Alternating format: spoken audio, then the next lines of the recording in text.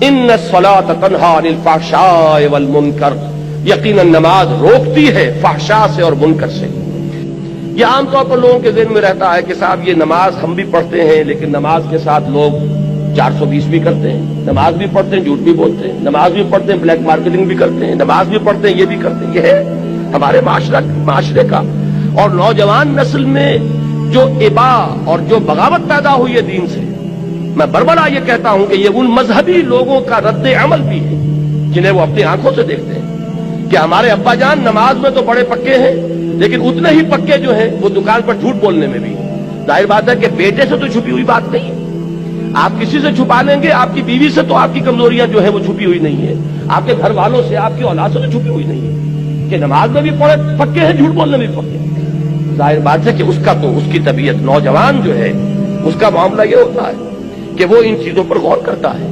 چاہے اگر سعادت مند ہے آپ کے سامنے بولتا نہیں لیکن آپ کو دیکھ تو رہا ہے، اس کا ایک اثر وہ قبول کرتا ہے اور وہ سمجھتا ہے کہ نماز بیکار ہے، فائدہ کیا اس کا؟ اگر نماز کے ساتھ یہ بھی ہے، اگر نماز کے ساتھ سنگ دلی بھی ہے، ایک غریب آدمی کو دیکھ کر آپ کا دل نہیں پسیجا، نوجوان جو ہے اس کا بھی تاثر قبول کرتا ہے کہ ہمارے ابا جان کے پاس کتنی کچھ دولت ہے اور اس نے اپنے ایک دکان کے ملازم کے ساتھ کیا سلوک کیا اس وقت، اس کی بیوی بیمار تھی، اسے کچھ قرض کی ضرورت تھی اور ابا جان نے کس طریقے سے ڈانٹ دیا، دھتکار دیا۔ یہ نوجوان جو ذہن ہے یہ ان چیزوں کو دیکھتا ہے اور ان سے امپریشن لیتا ہے، اس سے تاثر لیتا ہے۔ تو یہ مسئلہ ہمارے ہاں کے زندہ مسئلوں میں سے کہ کیا وجہ ہے کہ ہماری نمازیں جو ہے بے اثر کیوں ہو گئی۔ قرآن دعوے سے کہہ رہا ہے کہ نماز تو فحش اور بے حیائی کے کاموں سے روکتی ہے، جبکہ ایسے لوگ ہمیں نظر آتے ہیں معاشرے کے اندر کہ نماز میں ہو سکتا ہے، میں نے مثالیں دی ہیں بعض اوقات، جب میں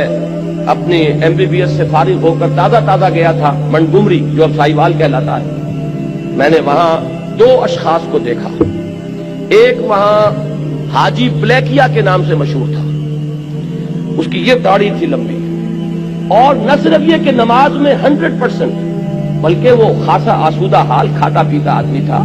اس کے پاس ڈپو تھے اور ڈپو ہی میں بلیک ہوتی تھی، تو وہ اذان بھی خود جا کر دیتا تھا، 5 وقت کی اذان وہ شخص دیتا تھا۔ یعنی جہاں تک عبادت کا تعلق ہے،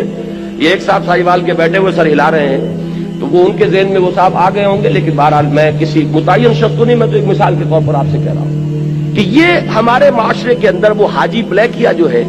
وہ نوجوان نسل پر اپنے اس دین کا کیا اثر قائم کر رہا ہے۔ اور اس کے ساتھ ہی بالکل پیرلل ایک حاجی رشوت تھے، وہاں وہ انکم ٹیکس کے اندر وہ انسپیکٹر تھے، ان کی بھی داڑھی بہت طویل اور نمازی بہت پکے، لیکن وہ خوب رشوت لیتے تھے خود بھی اور رشوتیں دلواتے تھے مسجدوں کو بھی،